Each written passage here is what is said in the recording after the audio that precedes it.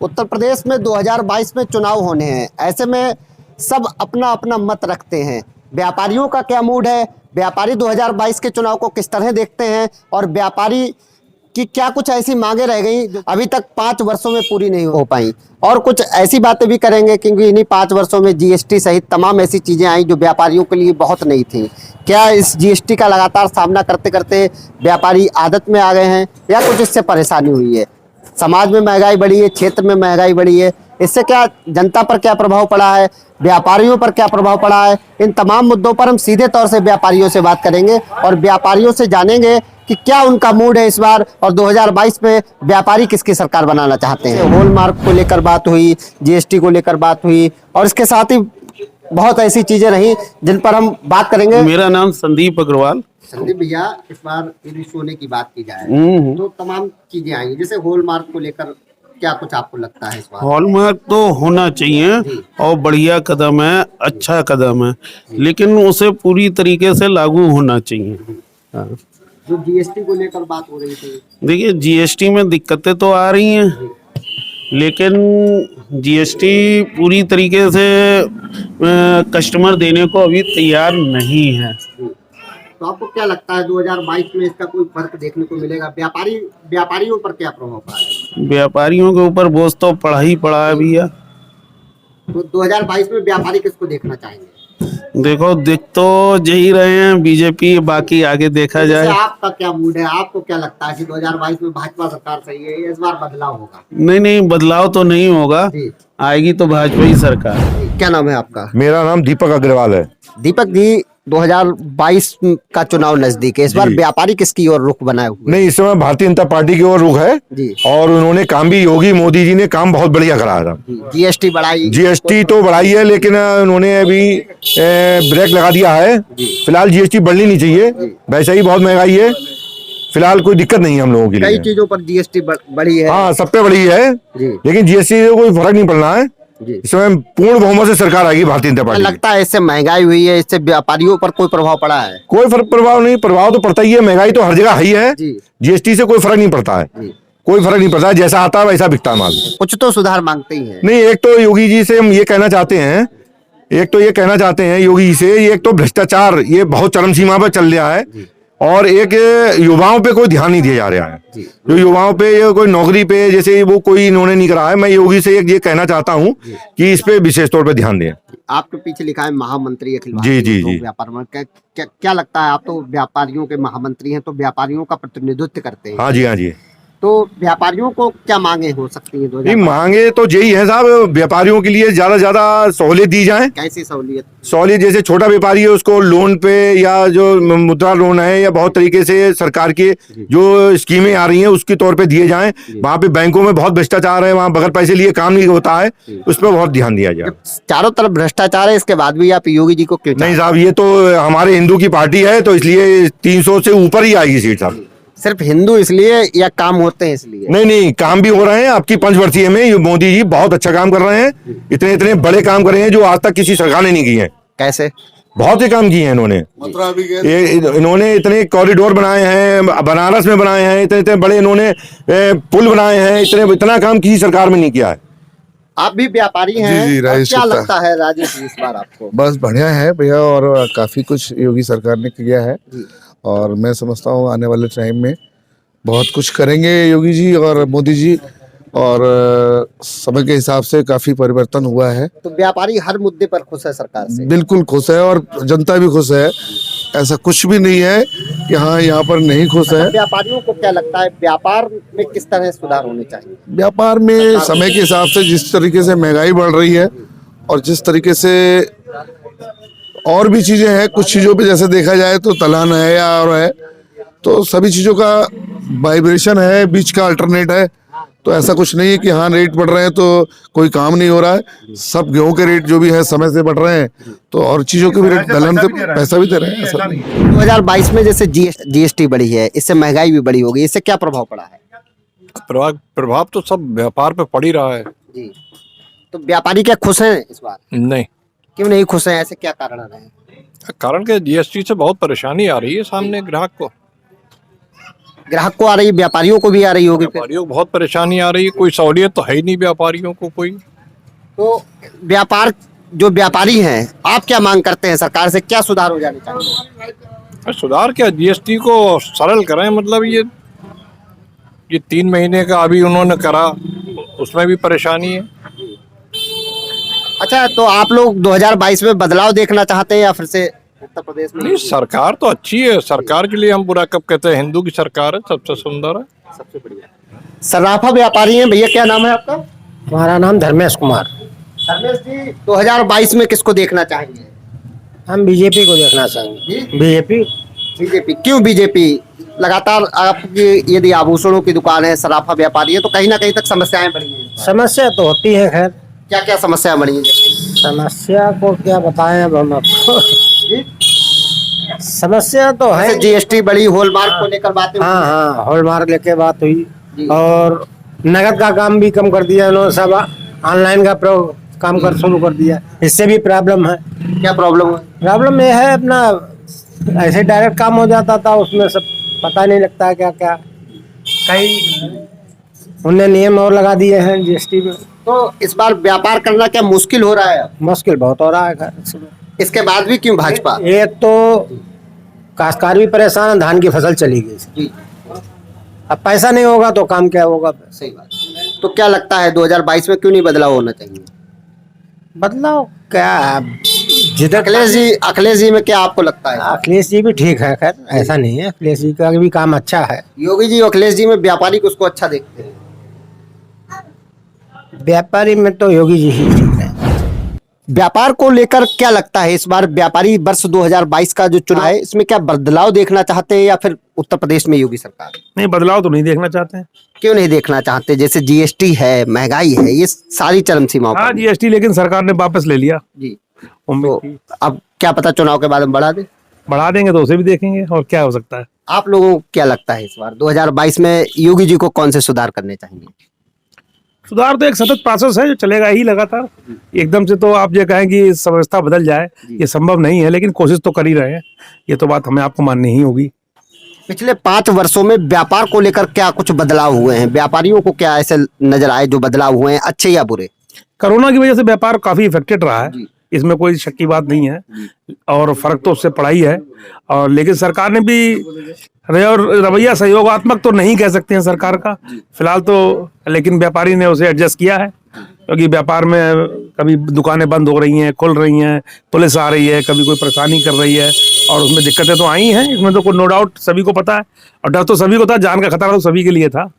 लेकिन कम से कम ये था कि व्यापारी ने खतरा लेके कुछ ना कुछ तो, ऐसे कि आपके गांव के डॉक्टर्स काम कर रहे थे तो कम से कम लोगों की जान तो बचाई। ऐसे ही व्यापारी ने अब माल तो देना ही है, शादी तो किसी की हो रही है या कुछ भी हो रहा है तो करना तो पड़ेगा ही।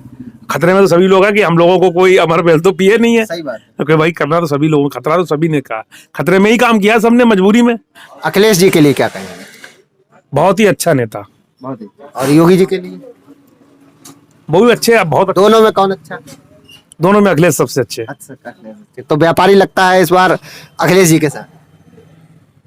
ये तो हम नहीं कह सकते। अब हमारे साथ व्यापारी मौजूद हैं, व्यापारियों से सीधे तौर पर बात करेंगे।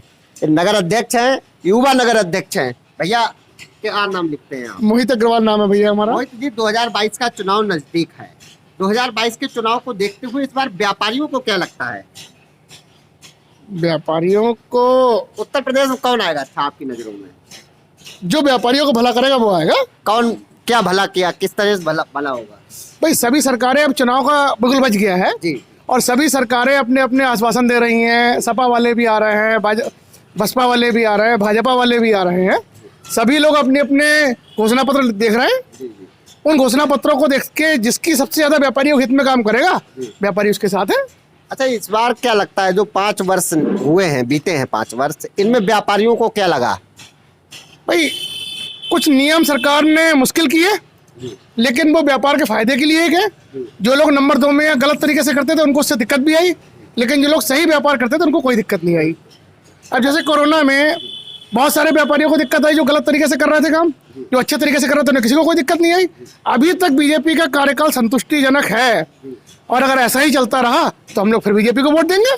अच्छा मोहित भैया, एक सवाल आपसे मेरा और था क्या जो लगातार जीएसटी या जो तमाम तरह से महंगाइयों का दौर चला है, क्या इसमें लगा है कि अब व्यापारी परेशान हुआ है?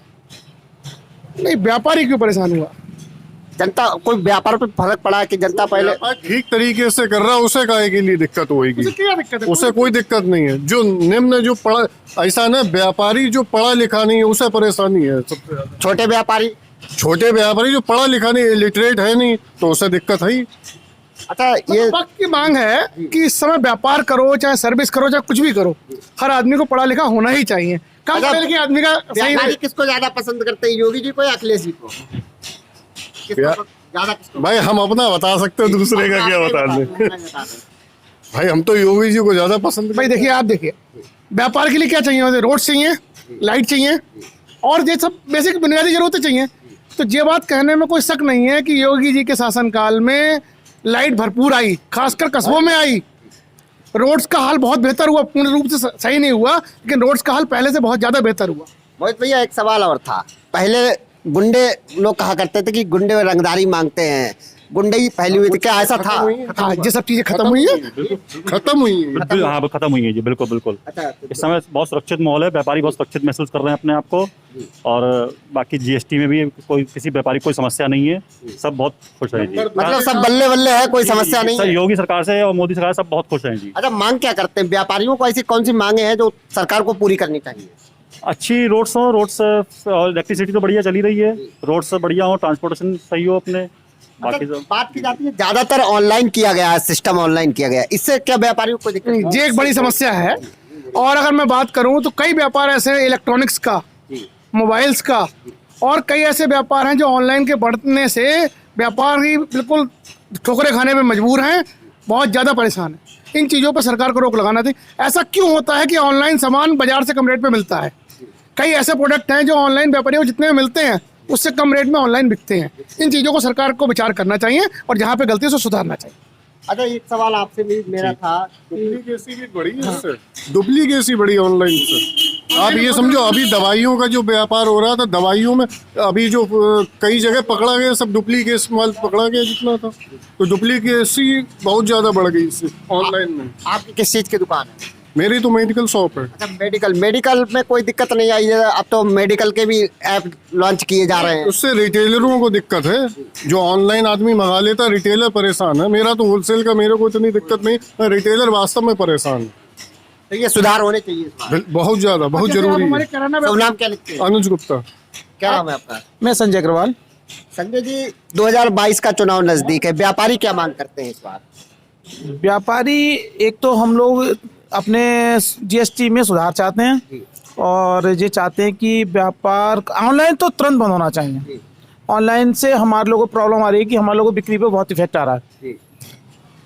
नहीं, इसमें संजय जी की बात को मैं थोड़ा सा करेक्ट करने की कोशिश करूंगा। देखिए, ऑनलाइन व्यापार बंद तो नहीं हो सकता क्योंकि पूरे विश्व में चल रहा है, लेकिन ऑनलाइन व्यापार को ऐसा होना चाहिए कि आदमी चाहे ऑनलाइन मंगाए, चाहे बाजार से खरीदे, सेम रेट में मिले, तब आदमी ऑनलाइन नहीं मंगाएगा।